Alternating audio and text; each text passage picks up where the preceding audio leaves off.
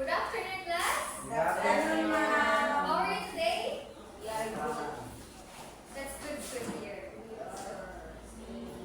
Before we proceed our discussion, can someone from the class can briefly discuss or recall what our last topic yesterday? Ma'am. Yes, Miss Joycey. Yesterday, ma'am, we discussed about the lifestyle that can affect the functioning of respiratory and circulatory system. Yes, very good.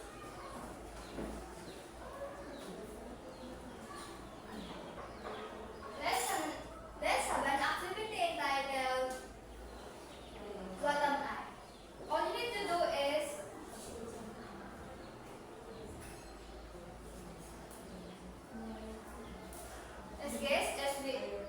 guess is what being asked. We have the clue set one. Wants to read? Yes, Mr. Yomar. Look at one. I'm found on the periodic table with finding that I am FE. The answer is I or N. Let's see. Very good. The answer is iron. And for clue set two wants to answer in brief. Yes, Miss Rodriguez. I am made of two elements, hydrogen and oxygen. I am essential for life. You drink me every day. What am I? Water. Water. See? The answer is water. Very good. And for clue set three wants to read and answer. Yes, Miss Joycey. I help give food its salty taste. I made from sodium and chloride. What am I? It is salt. So, let's see. Very good. Salt. And for clue set four wants to read and answer. Yes, Miss Margaret. Clue set 4. I am made of only one type of atom. I shine brightly and I'm used enduringly, but I'm cool. Let's see. Okay, the answer is gold. Based on our activity, what do you think our topic today, class? Yes, Miss Margaret. Ma'am, I think our topic for today is about elements compound. Let's see. Very good. Our topic for today is all about elements and compounds. Let me show you our learning objectives that can be guided in our discussion.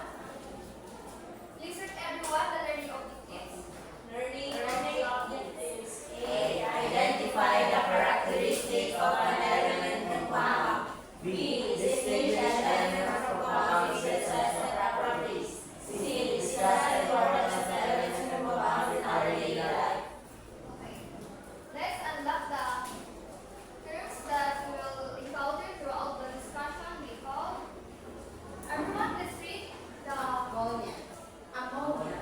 It is a compound that occurs naturally and is also manufactured for varieties and oxidants. Sulfuric acid is a strong corrosive mineral acid.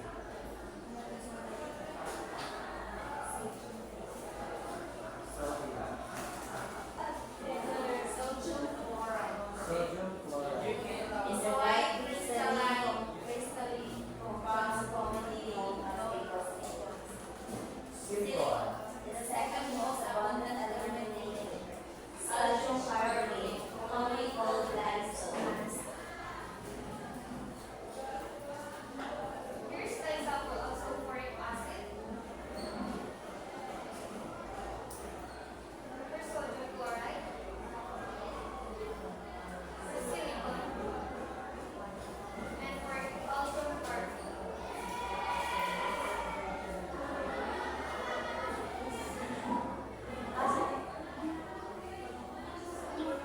Let's have an activity entitled Mysteries of the Lens Investigation. I have here two different subtypes for group 1 and group 2.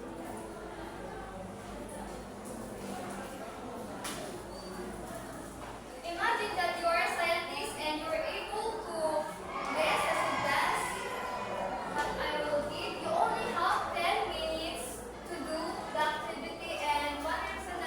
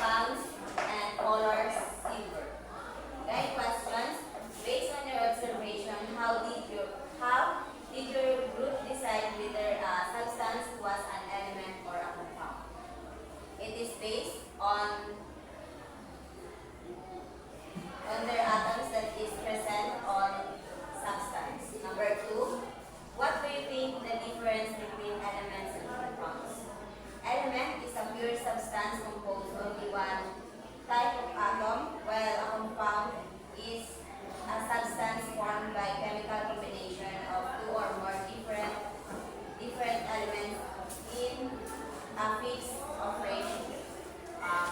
Can you think of one compound you use every day based on your guided substance? We choose water. Water is essential for every day. Thank you.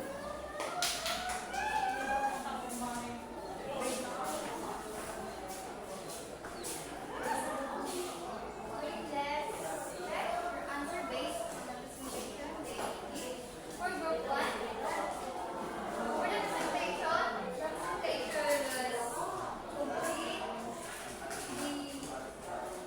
Their house.